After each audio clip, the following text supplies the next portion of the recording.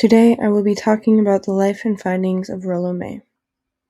May was born April 21st, 1909 in Ada, Idaho, and was one of 6 children.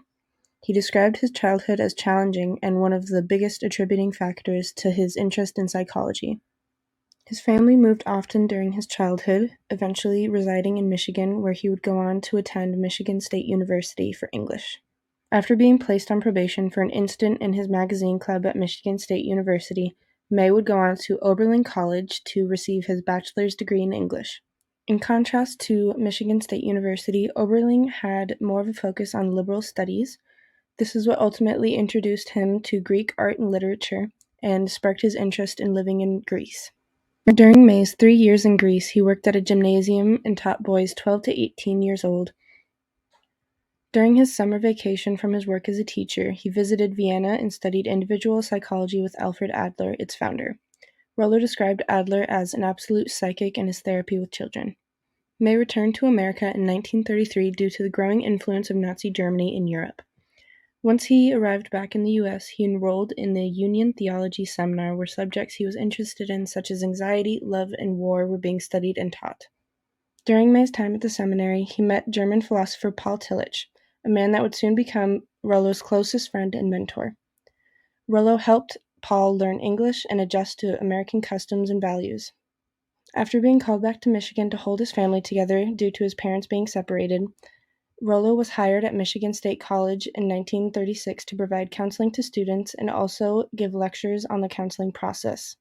This was a relatively new topic in higher education settings and would lead to him publishing his first work titled The Art of Counseling, which covered his lectures that he gave at Michigan. Another well-known work of May's is his dissertation, The Meaning of Anxiety, published in 1950. In his dissertation, May examined and interpreted modern theories of anxiety of the time. May covered biological, psychological, and cultural theories of anxiety. In another well-known book by Rollo May titled Love and Will, written in 1969, he discusses the interdependent relationship between love and will. He begins this discussion by comparing what love and will meant in the past to more modern interpretations. To analyze love and will, he also divided the book into 3 parts: love, will, and love and will. In May's later year, he worked for the Allison White Institute from 1959 to 1975. He also gave lectures at the New School for Social Research from 1955 to 1976. Both schools are in Manhattan. Later in life, Rollo May would marry for the last time in 1988 to Georgia Lee Miller Johnson, with whom he lived out his final years until ultimately dying of congestive heart failure at his home in Tucson, California at the age of 85. In a quote from Kelland, 2020, May is described as introducing existentialism to American psychologists and has remained the best-known proponent of this approach in America. One of the ways May introduced existential psychology to the U.S. was through the books that he edited, one of which was Existence, A New Dimension in Psychiatry and Psychology with Engel and Ellenberg, 1958, and Existential Psychology, 1961. Pitchford, 2009, discusses May's influence on his work towards the treatment of trauma disorders and PTSD. May argues existential therapists should not push patients to conform to a treatment approach and to avoid techniques that separate them from the patient.